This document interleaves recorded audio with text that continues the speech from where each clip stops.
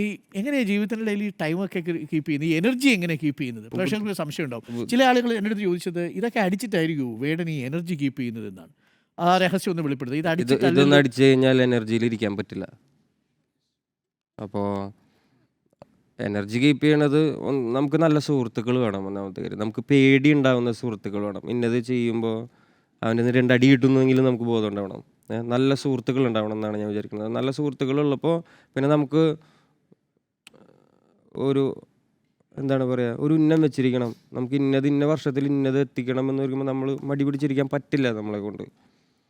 അപ്പോൾ പിന്നെ കളിക്കാനൊക്കെ പോവുക. ഇപ്പോൾ ഈ ഫോണിൽ കളിച്ചിരിക്കുന്ന ഇതുണ്ടല്ലോ, നമ്മളെ ഫിസിക്കൽ സ്ട്രെങ്ത് നമ്മൾ തന്നെ വേറെ രീതിയിൽ മാറ്റും. ഉം.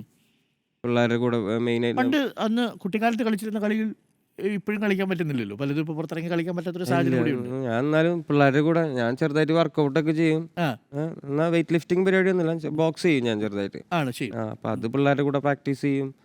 അങ്ങനെയാണ് എനർജി നിർത്തുക. അങ്ങനെ അതായത് തന്നെ കൃത്രിമമായിട്ടൊരു സാധനം വെച്ച് എനർജി നിർത്താൻ പറ്റത്തില്ല. അങ്ങനെ കൃത്രിമമായിട്ട് എന്തെങ്കിലും ലഹരി ഉപയോഗിച്ചിട്ട് എനർജി നിങ്ങൾക്ക് സസ്റ്റെയിൻ ചെയ്ത് കൊണ്ടുപോകാൻ പറ്റുന്ന കാര്യമല്ല. അത് ഞാൻ ഉപയോഗിച്ചിട്ടുള്ള ആളായതുകൊണ്ടാണ് പറയാൻ പറ്റുന്നത്. എനർജി ആയിരിക്കാൻ ലഹരികളല്ല